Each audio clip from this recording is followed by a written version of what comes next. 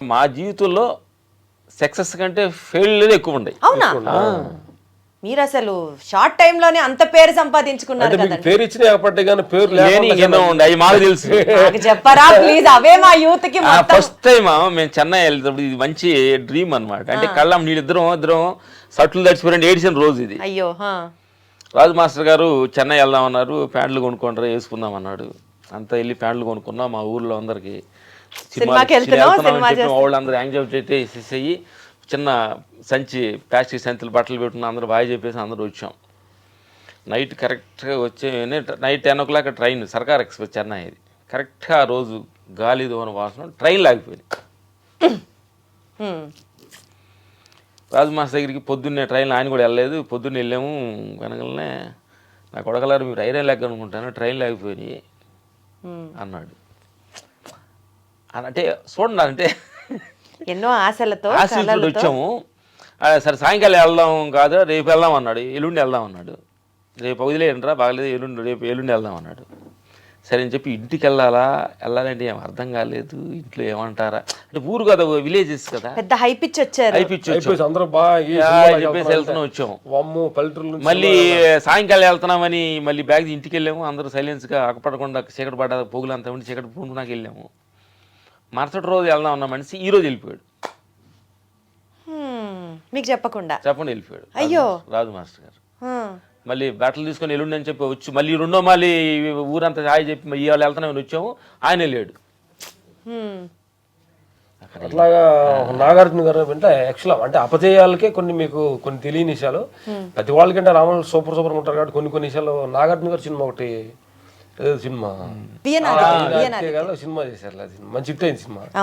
దాంట్లో పెట్టుకున్నప్పుడు కూడా బాగా అప్పుడు స్టాప్ కమ్మింగ్ లో ఉన్నప్పుడు ప్రతి సినిమా నాగార్జున గారు చేస్తున్నా అన్నప్పుడు కూడా అది పెట్టి కొంచెంసేపటికి అంతే మేము ఓకే అనుకున్న తర్వాత మళ్ళీ అది తీస్తారంటే కదే. అట్లే ప్రతిదీ అంటే మీరు సక్సెస్ లో మేము చూసేవి కాదు, ఫెయిల్యూర్స్ కూడా చాలా.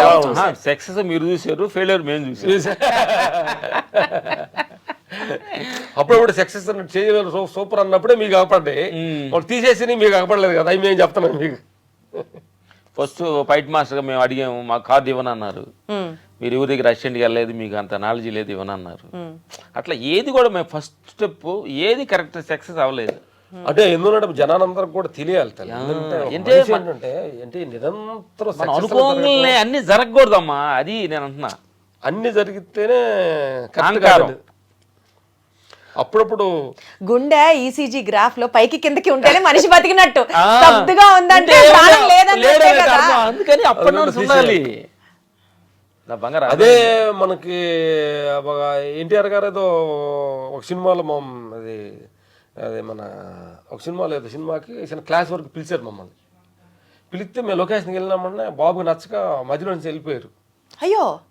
అంటే స్టార్టింగ్ పీరియడ్ లో అట్లాంటి ఒక అందరు ముందర సడన్ గా హీరో వెళ్ళిపోయాడు, నేను చేసింది నచ్చట్లేదు వర్క్ అని అంటే మీకు అది ఇన్సల్ట్ గా ఆ మినిట్ కైనా అనిపిస్తుంది కదా, చిన్నదనంగా అనిపిస్తుంది కదా. సిచ్యువేషన్ ఏంటి, మనం చేసిన పని నచ్చకుండా వెళ్ళాడు, ఇంకా చిన్నతనం ఏముంది, నచ్చలేదు అనుకోవటమే.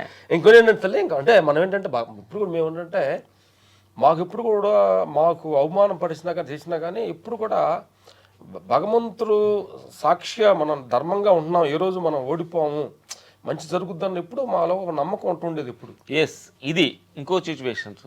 చెన్నై వెళ్ళిన తర్వాత ఒక 6 నెలలు ఉన్నాం చెన్నైలో.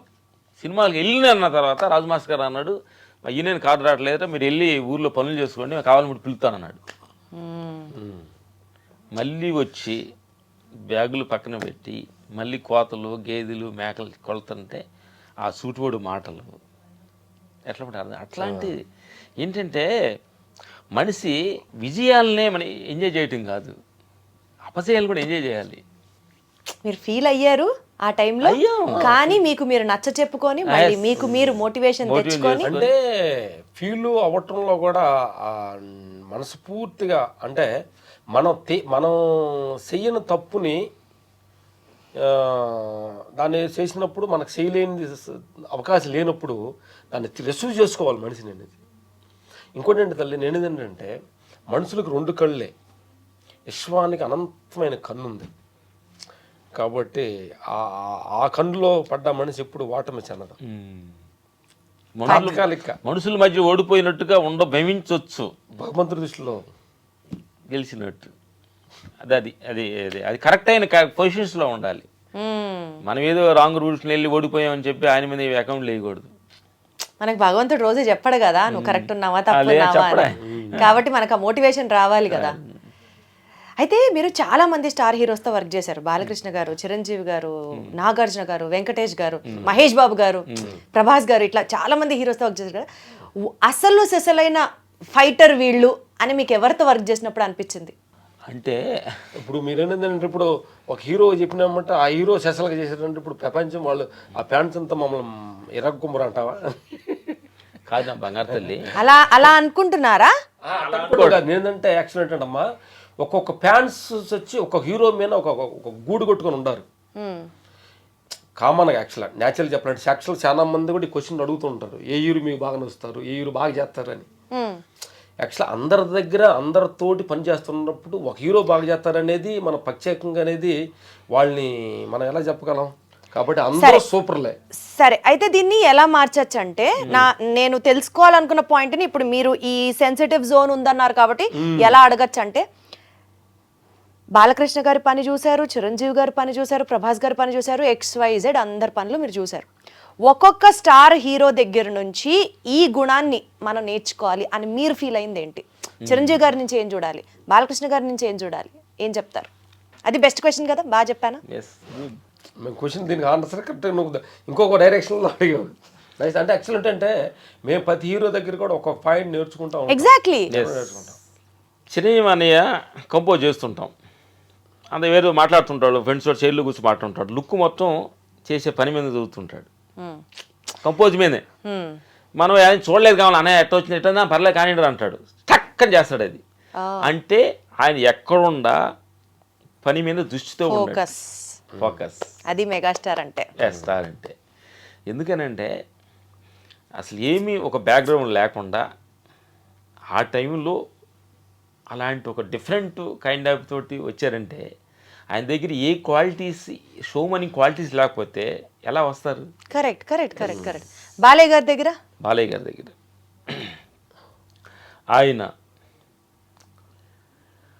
ఆయన రిస్క్ అంటే నేను ఎంత ఆడియన్స్కి నేను ఎంత హార్డ్ వర్క్ ఇస్తే అంత వాళ్ళని సాటిస్ఫాక్షన్ అవుతారన్న భావన ఆయనలో 24 hours ఉంటుంది. ఆయన వర్క్ ఆయన ఎంత నేను ప్రతిదానికి నేను రిస్క్ చేస్తానని అలాంటి అటెన్షన్స్ అన్ని కాపాడాలి, మేము ఇంకా ఆపాలి. అంత వర్క్ హాలిక్ ఆయన. ఈరోజు కూడా ప్రజెంట్ సరిపోయారు మీ ఇద్దరు కాంబినేషన్. మీరు వర్క్ హాలికే, వర్క్ చెయ్యాలని ఎప్పుడు అనుకుంటున్నారో ఆయన అంతే అనమాట. అట్లాగే ప్రతి ఒక్కళ్ళు అంటే ఏదో కైండ్ ఆఫ్ లో ఇప్పుడు ఒక ప్రతి మనిషి ఒక 10 మందిలోకి గుర్తింపు వచ్చారంటే ఏ క్వాలిటీస్ లేకపోతే అతను గుర్తింపు పొందలేరు. చాలా మంది వచ్చిన హీరోలు పోయిన వాళ్ళు ఉంటారు కదా, కాబట్టి ఏదో ఒక క్వాలిటీస్ ఉంటేనే జన హృదయాల్లో వాళ్ళు గూడు కొట్టుకుంటారు. పవన్ కళ్యాణ్ గారు ఆయన ఒక బాడీ లాంగ్వేజ్. అంటే ఆయనలో మీకు బాగా నచ్చిన అంశం ఏంటి, నేర్చుకున్న అంశం ఏంటి? నచ్చిన అంశం ఏంటంటే స్పాట్లో ప్రతి మనిషిని సెట్లో వాళ్ళు తిట్టకూడదు, అరవకూడదు, అందరిలో భగవంతుడిని చూస్తాడు ఆయన, చిన్న పెద్ద అన్ని తేడా లేకుండా. భగవంతుడిని అంత నమ్ముతారా పవన్ కళ్యాణ్ గారు? నమ్మబట్టి అట్టున్నారు అన్నమాట.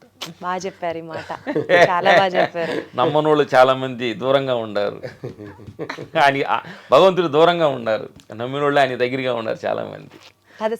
దగ్గరగా ఉన్న వాళ్ళు ప్రథమ శిష్యుడు పవన్ కళ్యాణ్ గారు. భగవంతుడు ఏంటంటే అమ్మా 2 రకాలు ఉన్నాయి. భగవంతుడు మనకు తెలియటం 1 లక్షల మంది అయితే భగవంతుడికి ఆయనకి తెలిసిన కొంతమంది ఉన్నారు. భగవంతుడు తెలిసిన మనిషిలో ఒక మనిషి అసలు అరుపులు, ఈ డైలాగ్ అసలు సూపర్. పవన్ ఫ్యాన్స్ అందరూ దీన్ని అసలు మొత్తం ఒక పేజ్ లో పెట్టి ప్రమోట్ చేస్తారు.